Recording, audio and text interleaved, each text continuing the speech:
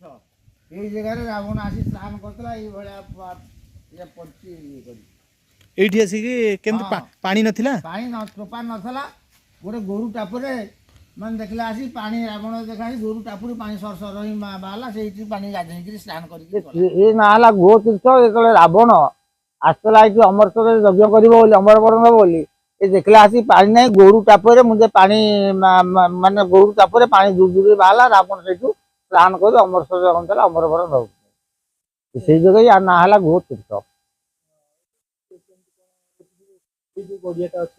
এইটা হচ্ছে প্রাচী আজ্ঞା।